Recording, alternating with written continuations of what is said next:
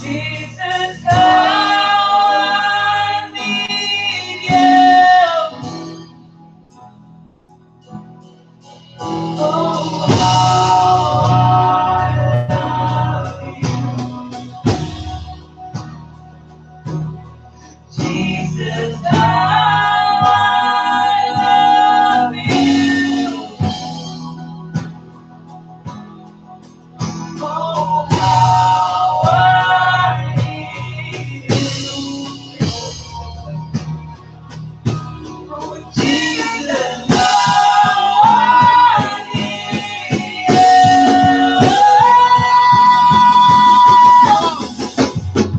Oh, your mercy, rushing through. Oh, how beautiful, how beautiful, amazing, your love has saved me. Oh, how beautiful, how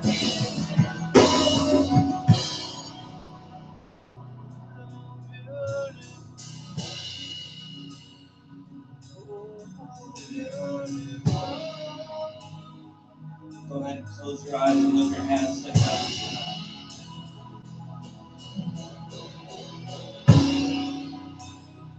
Oh, how beautiful. God, you're beautiful. Oh, how beautiful. It's amazing that you accept the worship from unbeautiful, unclean people. But because of what Jesus did on the cross, there's a miracle that can take place. And when you see us through Jesus' death, burial, and resurrection, now we too are your beauty. We too are your grand creation. Oh, how beautiful! Oh, how beautiful! Oh, how beautiful! Love each other.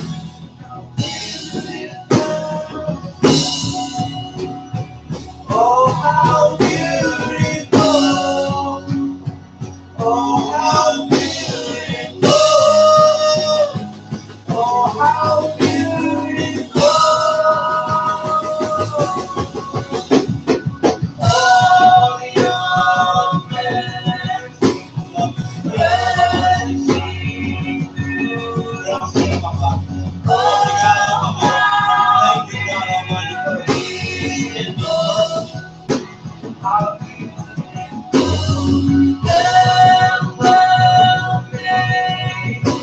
your love has saved. Oh, how beautiful, how beautiful.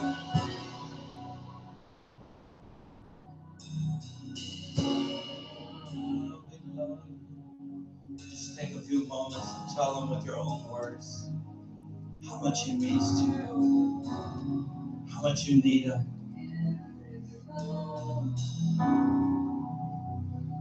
Oh, how beautiful. Beautiful to me, Jesus. Oh, you're all that I need. You're all that I want. Oh, how beautiful. Let me walk in your splendor. Let me walk in your glory. Oh, how we love you tonight. Oh, how beautiful. What a beautiful gift we can experience right now. It's not about a show. It's not about a performance. It's about entering your presence. Because where the Spirit of the Lord is, there's freedom. Freedom to be who we are. We can take off our masks. We can leave our insecurities here tonight. We can just be who you created us to be. Oh, how beautiful. How beautiful. Oh, how beautiful. Oh, how beautiful. Thank you for forgiving a sinner like myself. Oh, how beautiful. Thank you for giving us grace and mercy Thank you, Jesus, for your gift of everlasting life.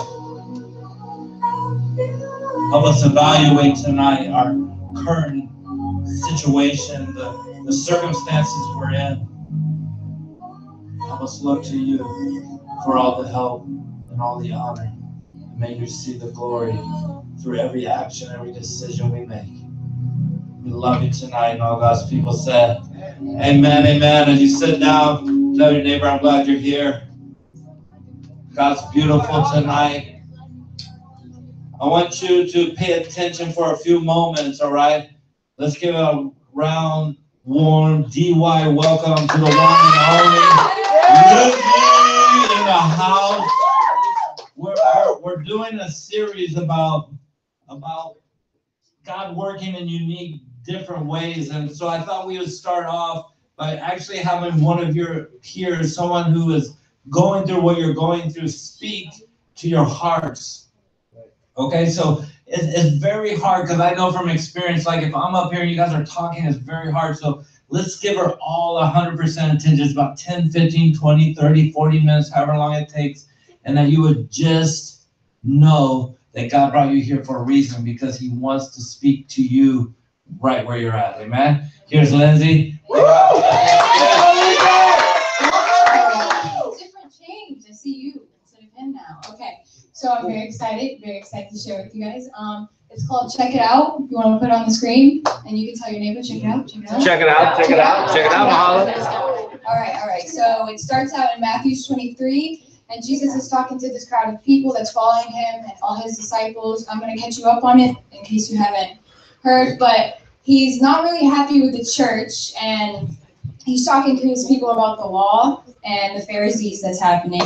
And these people are creating all these false prophets and these lies about the church to all these people. So he had to come up and he had to stir up some stuff, you know? And it says here, do not do what they do, for they do not practice what they preach. It says they tie up heavy chambers and loads, put them on other people's shoulders, but themselves are not willing to lift a finger to move them. And that's Matthew 23, 3-4. So ask your neighbor, do you know anybody not willing to lift a finger? Do you know anyone who don't want to lift their finger? So then task number 1 is evaluate people. We really, really need to evaluate people in our life. This is very important because we have set standards. Everybody has goals. Everyone has determinations. They have morals. They have finish high school, go to college, have a house, have a family. All these goals are lined up for them throughout their whole life. And these distractions and these people come in and they mess it all up. And they steal and destroy all your plans and they ruin it for you completely. These people are distractions and they're very toxic. And I tell you this because this generation is very willing to have toxic people in their lives. They don't mind them. They'll have these friends that look perfectly fine on the outside, but in the inside, they're not your friends. And I've met so many people recently that just have these toxic people in their lives, not helping them at all, just there. And these people completely ruin that moral state. They ruin your goals. They rip you away. They throw all these things of a world towards your way, and that's not really what you need. You need Jesus. You have restrictions. You have standards in your life. You go to church. You want to read the Bible. But these people come in and they completely rip you from that. That's right. And it's not no bueno. No bueno.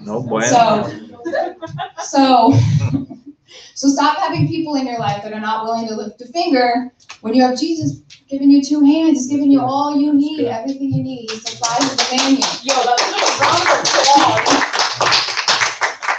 So really need to look around and see, like, is this person helping me? Are these people things of this world? Are they helping me and influencing me in church? And that's why I love coming here, because everybody here, I have Vivi, I have PK, and all they do is help me set junior. I have juniors, so many juniors.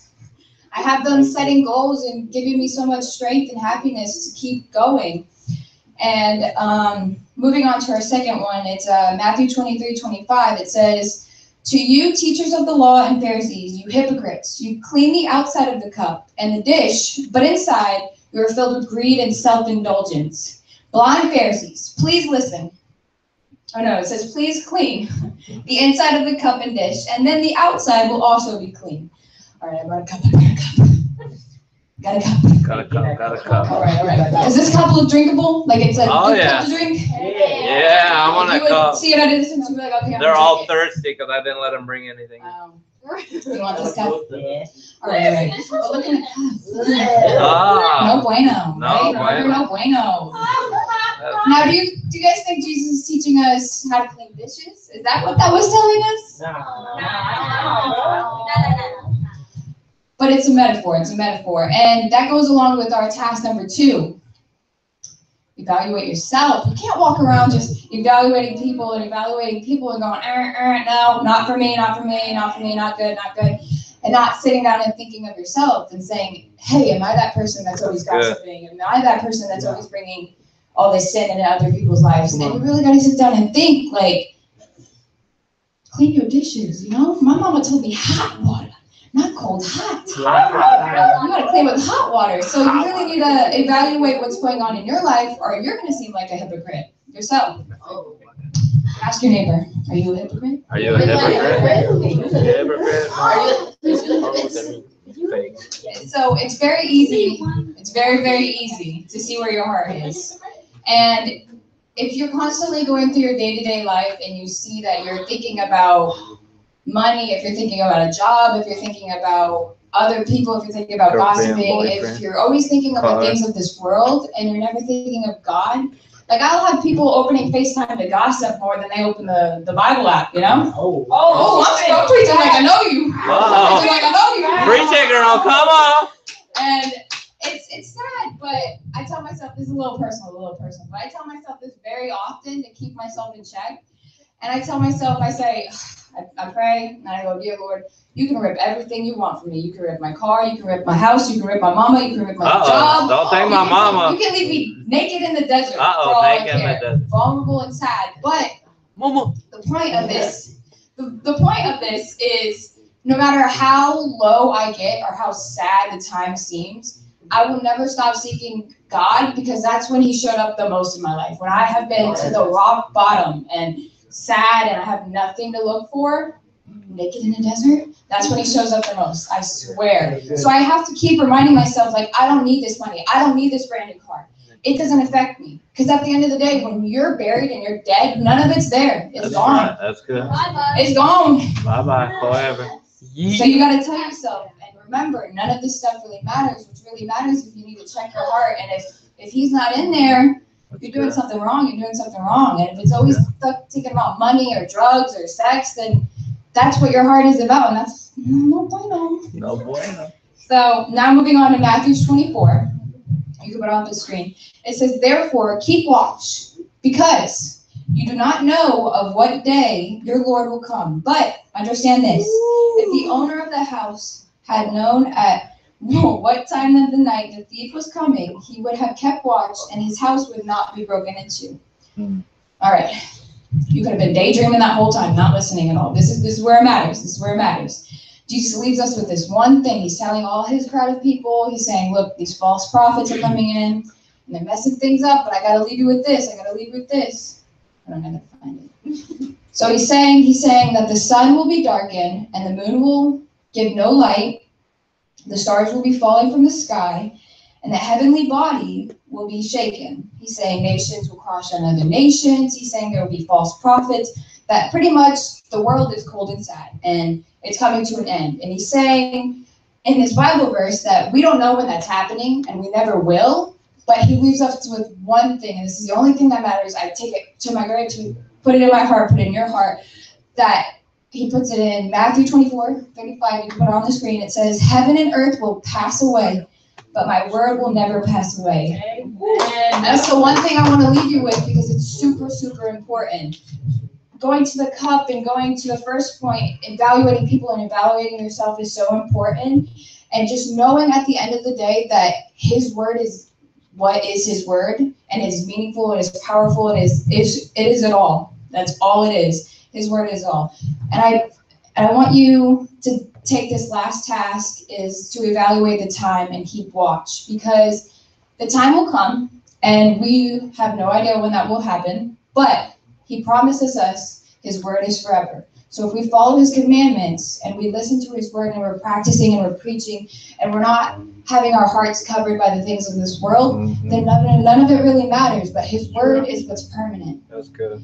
I just want to leave you guys with that, because you guys in this community are warriors of Christ, and you need to hold that on yourselves and on others, that you can't walk around thinking you can do whatever and represent the church. And it's very important, because there will be people in your lives trying to steal and destroy your reputation, but at the end of the day, you guys come here every week to follow Jesus, and it's very important that you keep his word close to your heart, because the things of this world will pass, the trends will pass, and your money is going to pass. The time's going to pass, but his word's forever. That's the one thing I want to leave you with. And I challenge you to take these tasks with you on day to day, to open up your eyes, to look at your friends, if they're really your friends, to evaluate yourself, like, hey, is this for me?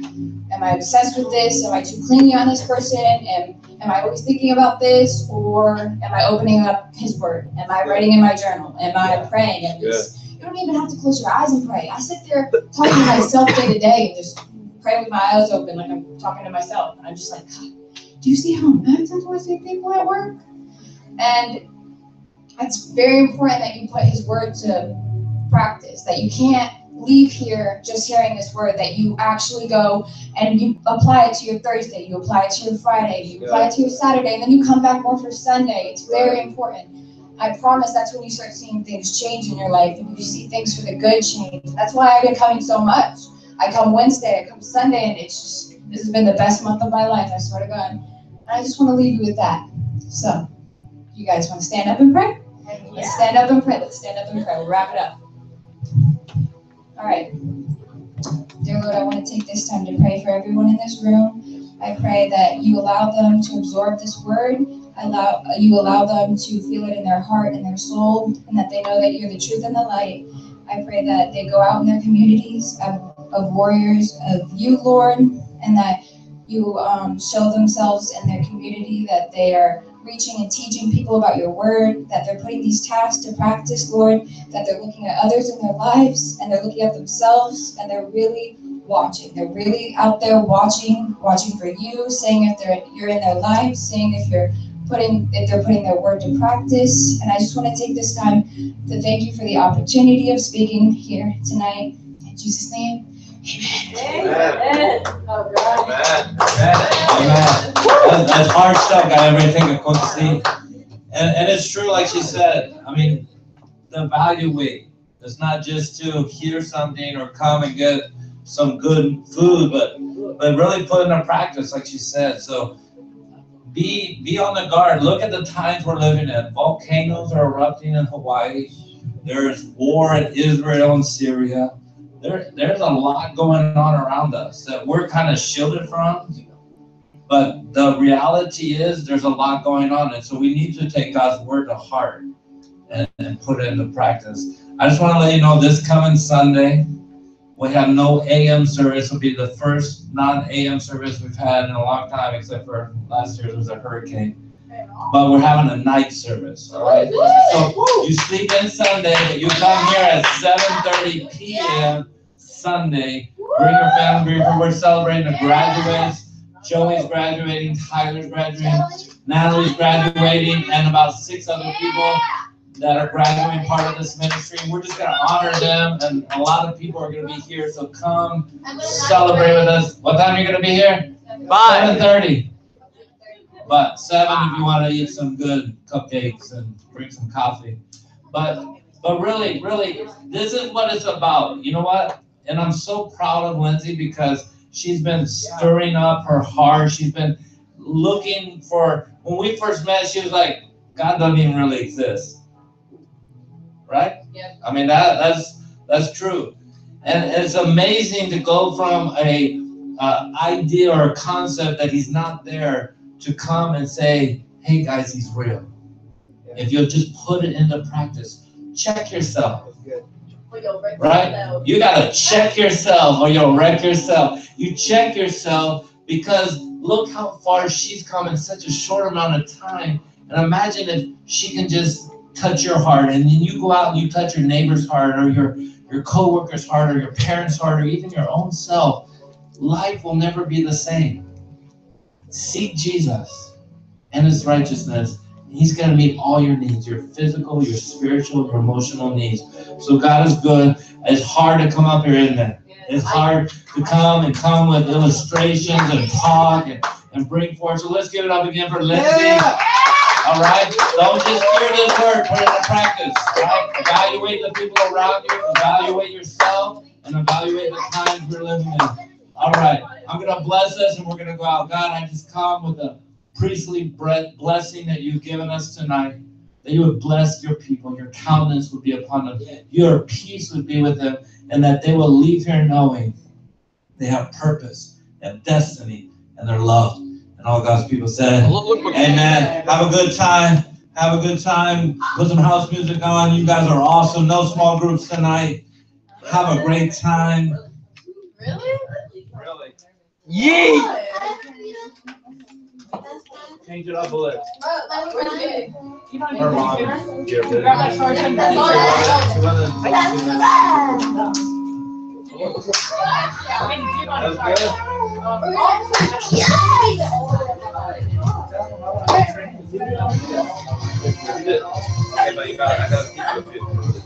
Not today, but next time. No, you don't want We can